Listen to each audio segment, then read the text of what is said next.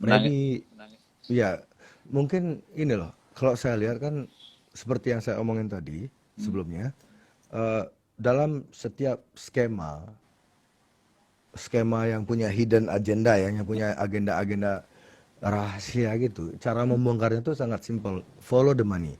Ikutin uangnya. Dan skema COVID ini, kalau kamu follow the money, itu semua ujung-ujungnya itu ke farmasi, vaksin. Jadi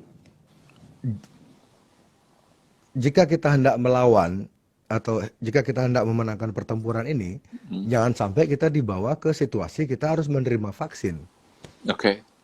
Ya, sekarang saat ini apa yang mereka lakukan agar agar orang-orang atau seluruh apa yang mereka lakukan agar masyarakat dunia ini menerima vaksin? Yang mereka lakukan saat ini adalah satu, membuat orang-orang terbiasa diam di rumah. Ya. Ya. Dua, bagaimana cara membuat orang-orang diam di rumah? Sebarkanlah ketakutan. Ya. Ya.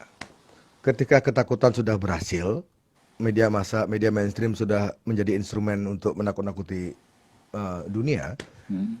Keempat, lakukanlah apa namanya, bikin psikologik orang-orang ini, manusia seluruh dunia ini, bikin psikologi mereka tuh agar mereka menerima, agar mereka bosan. Jadi Hmm.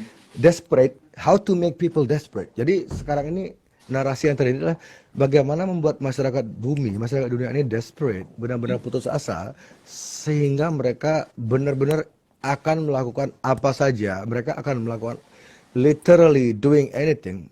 So human race akan tiba di ini rencana mereka ya. Human race akan tiba di satu titik di mana human race, ras manusia akan tidak punya opsi lain karena mereka saking bosennya di rumah, saking tidak bisa survive-nya di rumah, saking tidak punya pilihan di rumah, saking kesepiannya, saking mumetnya, stresnya di rumah. Akhirnya mereka tiba di titik saya rela diapain aja, yang penting kehidupan bisa kembali normal. Ya. Ya. Ya, jadi kita semua saat ini seluruh dunia digiring ke titik itu. Ya. Kemerdekaan kalian diambil, kebebasan berekspresi kalian disikat, semua disikat pokoknya. Kamu hak-hak asasimu sebagai manusia itu sedang diambil, tapi kalian tidak sadar karena yang mereka pakai sebagai bungkus, yang mereka gunakan sebagai bungkus untuk melakukan itu semua adalah virus. Hmm. Jadi ya, virus ini kan nggak kelihatan Ya. itu. Daripada mereka memakai tentara untuk nakut-nakutin kita, mereka memakai hal yang tidak terlihat, because mereka memakai media mainstream yang langsung nyerang ke TV-TV kita, langsung nyerang ke handphone kita. Mereka tidak perlu tentara, tidak perlu ormas. Dan apa namanya, itu mereka lakukan terus menerus. Jadi sekarang ini kita digiring ke narasi, semua selebriti juga sudah selebriti-selebriti internasional mereka juga terlibat di skema ini. Mereka sudah dikondisikan untuk mensupport skema ini, entah mereka dibayar atau dijanjikan hal yang saya nggak tahu. Yang jelas Ya. mereka terlibat di skema ini, mereka menggiring opini dunia. Ini kenapa orang-orang tiba-tiba Pangeran Charles, Ya.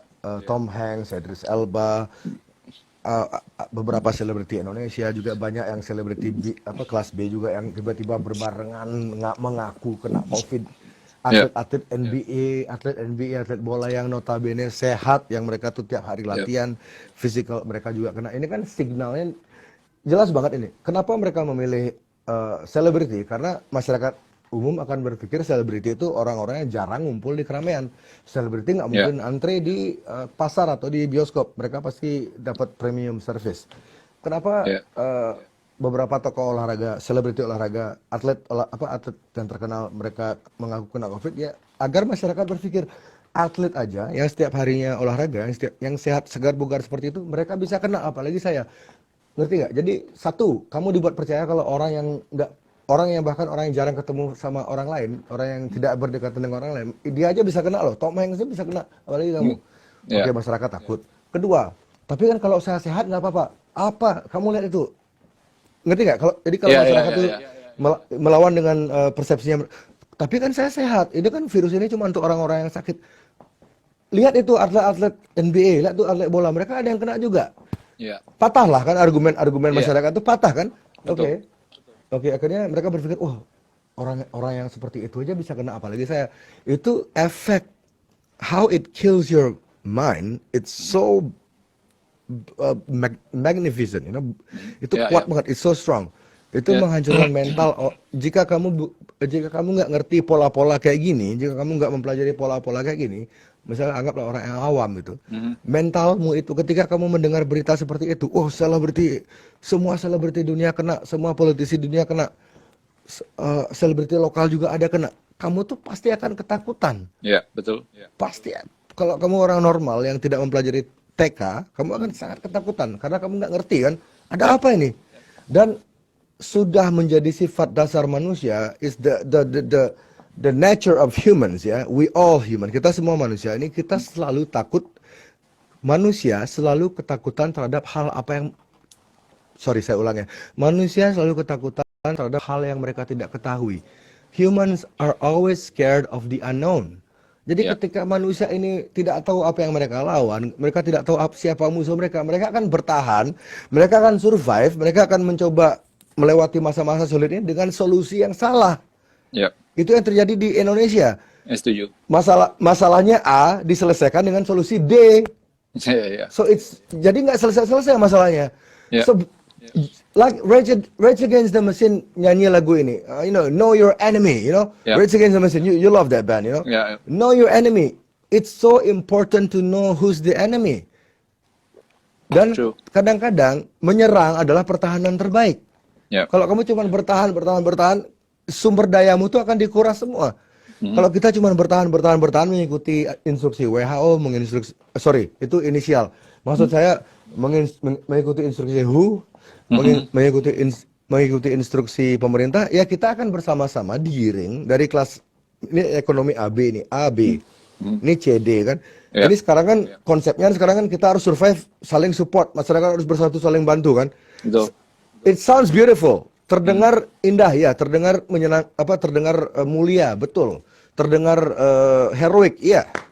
Tapi secara realita, jika pola itu dilakukan terus menerus, AB membantu CD, AB membantu CD, you understand kan? AB Ya, itu ya, apa ya, CD ya. ya? Golongan. AB membantu CD, AB membantu CD, itu dia akan lama-lama akan kurvanya begini, seret, seret. Dan semua akan jatuh. Semua akan menjadi D. Karena tidak ada pertambahan uang, tidak ada pertambahan uang. Tidak ada pertambahan nominal. Uang yang segitu-segitu aja diputer dengan orang yang sama, dengan jumlah yang sama. Akhirnya bareng semua turun, lalu runtuh bareng. Ketika semua sudah runtuh, mereka semua akan desperate. Mereka semua akan berpikir, bagaimana caranya agar seperti dulu lagi? Ya. Bagaimana caranya agar seperti dulu? Oh, gampang kok, tinggal disuntik aja, normal lah semua. Dan si BG sejak minggu lalu koar-koar di semua media mainstream dengan yakinnya, dengan percaya dirinya dia bilang, vaksin ini adalah solusi terakhir. Vaksin ini adalah solusi terakhir. Vaksin ini adalah solusi terakhir. Lalu dia timpali dengan jika manusia ingin peradaban seperti dulu lagi, vaksin ini adalah solusi terakhir. Jika kalian ingin normal lagi, vaksin ini adalah solusi terakhir. Berapa banyak kebetulan yang harus kamu misalnya kalau orang punya nalar itu kan udah jelas banget ini orang ngomong tentang depopulasi, ngomong tentang vaksin belasan tahun yang lalu dia udah keluar tentang vaksin. Lalu dia orang yang pertama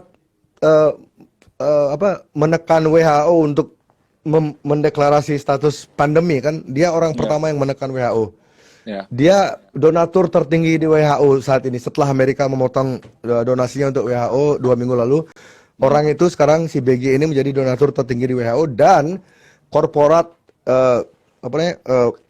industri farmasi yang mengerjakan vaksin ini, Gavi namanya. Gavi adalah donatur keempat tertinggi di WHO, di WHO. Jadi sekarang kita tahu kan dari sana sudah kelihatan follow the money. Kita udah kelihatan WHO itu siapa yang kontrol tuh. WHO ini dikontrol oleh orang yang pertama kali menyarankan pandemi. WHO itu dikontrol oleh orang yang pertama kali memaksa WHO mengeluarkan status pandemi. Orang yang pertama kali ngomong tentang vaksin bertahun-tahun. Orang yang mematenkan virus ini dipatenkan oleh orang ini. Orang yang bikin microchip dengan kode 666.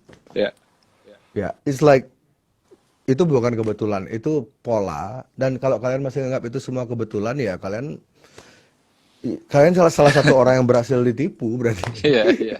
Ya.